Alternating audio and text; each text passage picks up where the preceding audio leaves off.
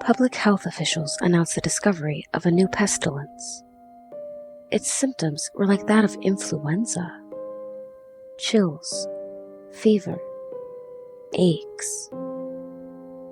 But those were just the early signs.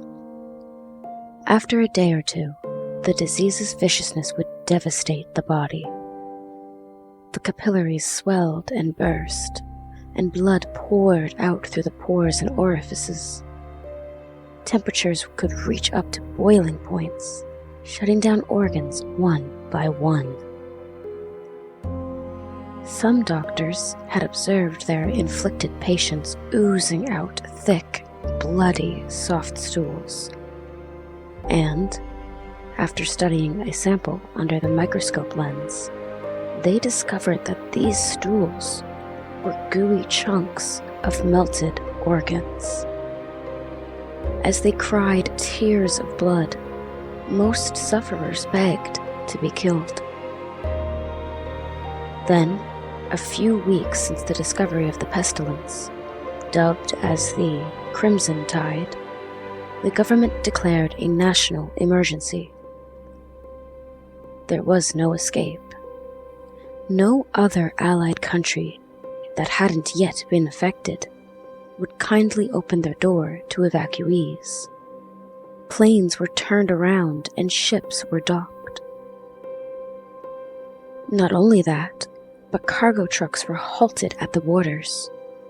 And so, naturally, the country plummeted into chaos as its panicking citizens, blinded by fear, robbed and killed for limited resources.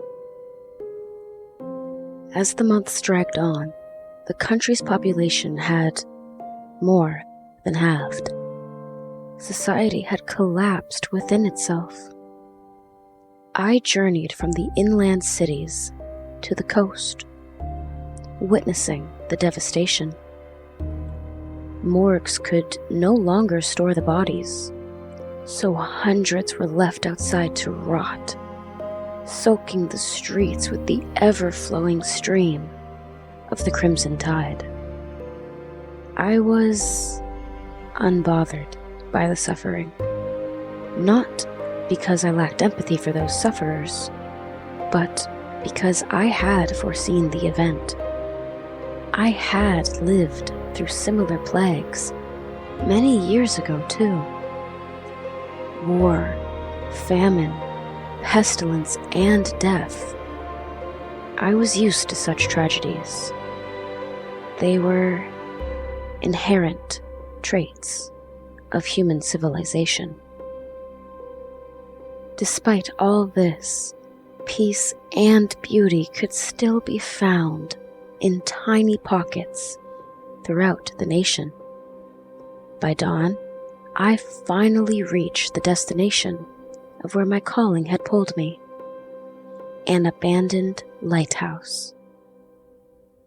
I was supposed to wait for a guest. The water in the kettle and the stove were still warm. The candle on the dining table was still aflame. Whoever was here must have sensed my arrival and then fled out of fear for their life. That was what sometimes would happen whenever I came within the vicinity of anyone with a heartbeat. I went up the spiral staircase to the top of the lighthouse. Embracing the fresh sea breeze, I took in the breathless sight of the expansive sea. While most people had no other choice but make do with scraps to survive on the mainland, a very thin, effervescently wealthy sliver of the population sought refuge on private islands. About a couple miles off the coast was one of such islands, Prospero Island. It was owned by an enigmatic high-tech tycoon. He only went by a single name, the Duke. At night, one could see the bright, festive lights shimmering like a pulsing beacon of hope in the dark. But there was no escape. Of course, one could delay the dreaded meeting with death, but not for long. Every one of us would eventually meet our end. The next morning, my long-awaited guest, the Duke, arrived in a sailboat, crashing into the rocky shore below. The wind and waves were particularly violent that hour. He was slumped over at the helm, barely clinging to consciousness. Still, he managed to climb out of the wreckage, seemingly unharmed. He struggled on the way up to the lighthouse, fighting against the rough winds. As soon as he got inside, he collapsed into a chair, shivering in his soaked tuxedo. With shaky hands, he grabbed a mug from the table and guzzled the water. Some color returned to his pale cheeks and blue lips. Being a little more alert, he scanned his surroundings, jumping in surprise when our eyes met. Scrambling to his feet, he backed into a corner with the chair as a barrier between the two of us. If you let me stay for a couple of days, the Duke started to say, fidgeting with the large gold and silver rings on his fingers. I'll reward you greatly, I promise. I'll be out of here soon. I just need a place to rest. He took off one of the rings and offered it to me. Here, take this as the first payment for your troubles. I shook my head. Money and jewelry meant nothing to me. These days, they were worthless to all. You can rest, and then we'll be on our way. He sighed in relief and fixed the ring back on his finger. You've no idea what I've been through, what kind of horror I've seen. I chuckled. I already knew every last detail of what he'd been through. The Duke relaxed and started stripping off his wet tuxedo, ordering me to hand him a set of dry clothes. His face, particularly around the jaw, tightened when I didn't move an inch to follow the order. Huffing and puffing like a frustrated child, he went up to the second floor and rummaged through the closet and drawers. He came back down wearing a pair of brown trousers and a tunic that looked as though they'd been fashioned from flour sacks. Looking me up and down with a judgmental eye, he suggested that I treat myself to better clothes, promising that once society returned to normalcy, he'd connect me with his tailor, who could give me a discount on a brand new suit. And I know a surgeon, he added, squinting his eyes to get a better look at me. He could probably help you out with whatever you find undesirable about yourself. Is that why you're wearing a mask? Or are you going to a masquerade?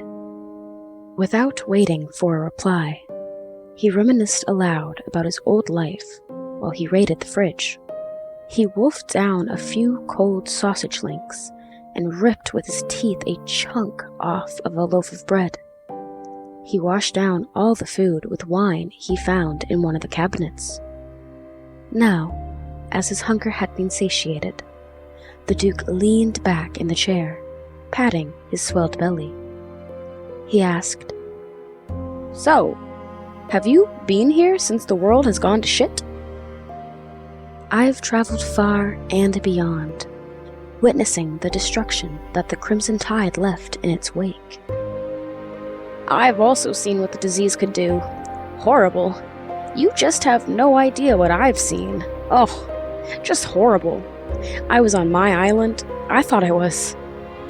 His voice faded, and he guzzled his wine, thinking perhaps the booze would help him forget. But it only brought the nightmare closer to the surface, with every vivid detail flashing before his eyes. Part 2. Long before the Crimson Tide revealed itself to an unsuspecting public, the Duke had heard whispers of impending doom through friendly channels. Once word had spread in hushed corners, he moved quickly. While some of his peers hurried to their underground bunkers or isolated castles in the mountains, he escaped to Prospero Island on his yacht. Along with his wife and grown son, he invited hundreds of other nobles and celebrities. And since they'd have to shelter in place for God knows how long, he booked dozens of entertainers, dance troupes, musicians, and a circus act, as well as a petting zoo of exotic animals. Prospero possessed every modern convenience and comfort. Sprawled across the land was a palatial-like resort, with crystal-clear pools, manicured gardens, banquet halls, and hundreds of suites for the Duke's distinguished and wealthy guests. There was even a self-checkout grocery store and a garage where guests could pick out the finest cars and race around the island. Over 100 servants, maids, and cooks ensured that the lavish getaway ran as smoothly and efficiently as possible.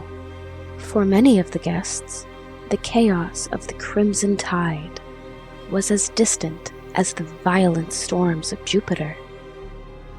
The suffering of those on the mainland were too far removed for even a moment's thought. Prospero was its own world. Feasts ran from dawn to dusk. Wine and champagne poured into glasses as endlessly as the rivers flowed to and from the ocean. Delicacies marched out of the kitchen to the delight of the guests' palates. The partiers roamed the island, shamelessly drunk with their clothes strewn haphazardly across the land as they gave themselves into their desires. Unbeknownst to them were small, hidden cameras, nestled in every tree and angled in every which way. And as the revelers lost themselves in their reckless abandon, the Duke sat upon his throne in the observation room. With sharpened eyes, he scanned a wall of screens. He couldn't be more pleased by the sheer joy of his guests. Then, as he peered closer at the screens, he spotted something out of the ordinary. Something that, through all of his extensive vetting, was simply not supposed to be. There were 3 uninvited guests, 2 in tuxedos and another in a dress. At first, he thought he was imagining them, but as he rubbed his eyes and looked again, he knew that this was not to be. The intruders stuck out like plain sedimentary rocks among a trove of diamonds and gems. Though they wore the appropriate formal attire for the festivities, their clothes looked ragged and old and were frayed at the edges. Their battered-looking animal masks, a pig, a bull, and a lamb, were crude and haunting. As if they knew they were being watched, they stared back at him through the cameras. The Duke could see nothing but eternal darkness in their hollow eye holes. The pig sat at the long table, not eating, but watching the party unfold around it. On another screen, the bull glided down corridors and circled around the swimming pool. And then the lamb pranced about in the gardens before entering the ballroom, where the guests whirled and twirled in throes of passion, in time with graceful music. What the Duke couldn't understand was that no one seemed to notice them. The Duke couldn't allow the three strangers to remain on the island. Their trespass was a breach of the health code. Every guest and staff had been tested for disease prior to admittance. He suspected that this uninvited trio had not been cleared. He ordered the guards to detain the trespassers. His security team only returned empty-handed. Not a single trace of any of them, they claimed. Growing ever more frustrated, he went to find them himself. So as not to alarm the guests, he coolly waltzed into the rowdy banquet hall and settled himself at the head of the table.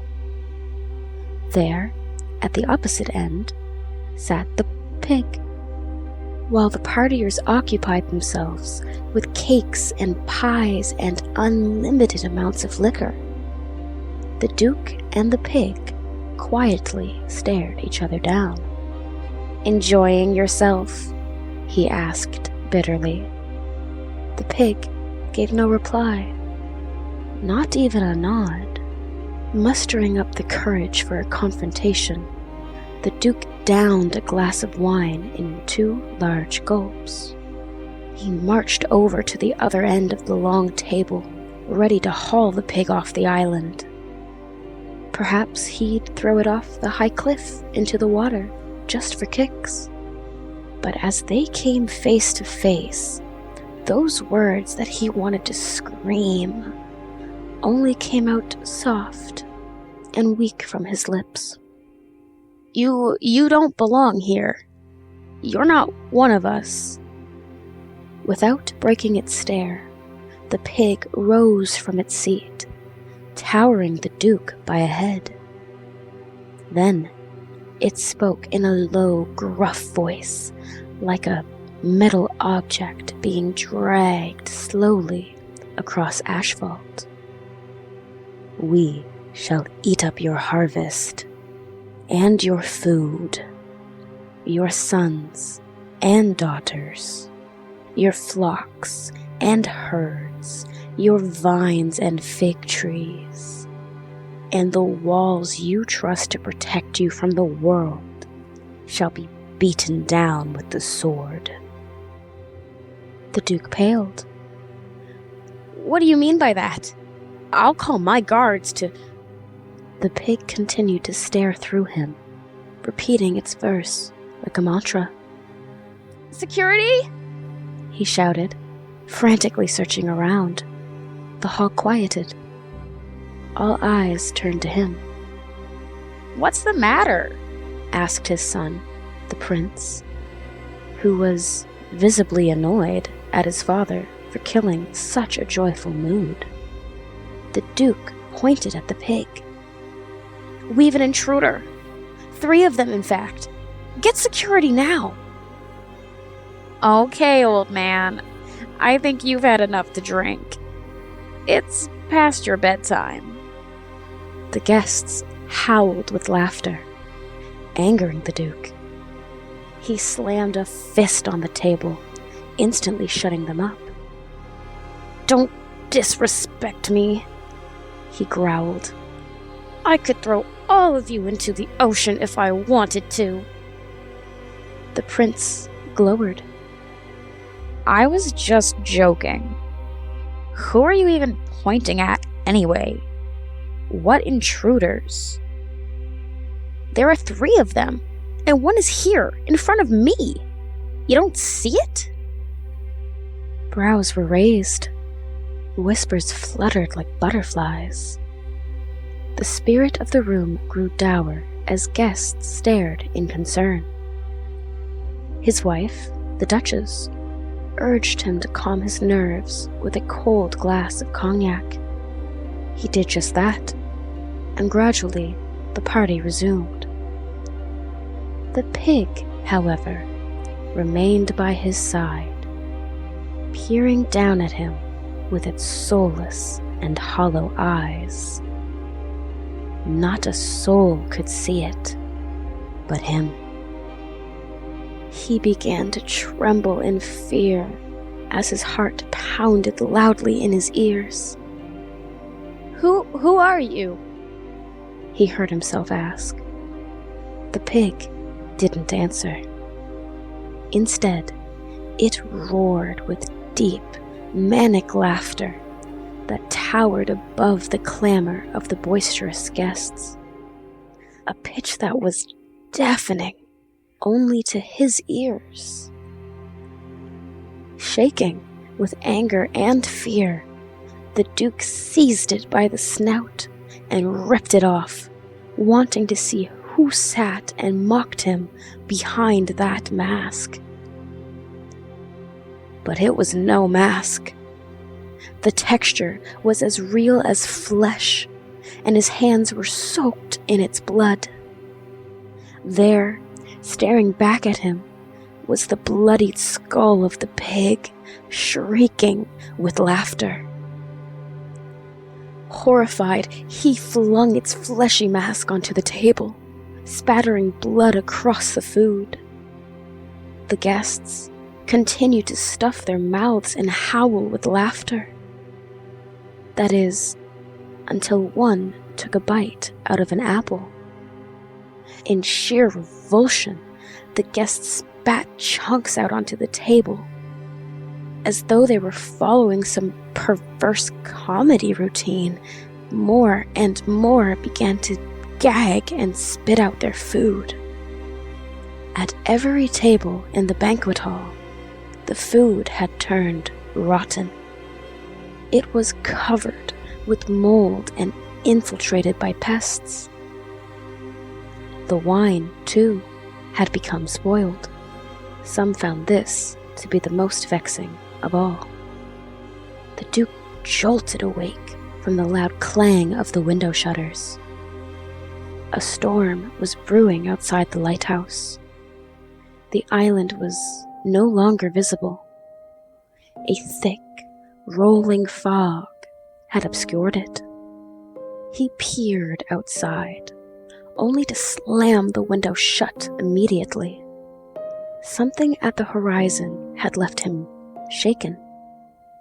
He scrambled to his feet, knocking over the bottle of wine as he hurried to shut the other windows and lock the front door. "It followed me!"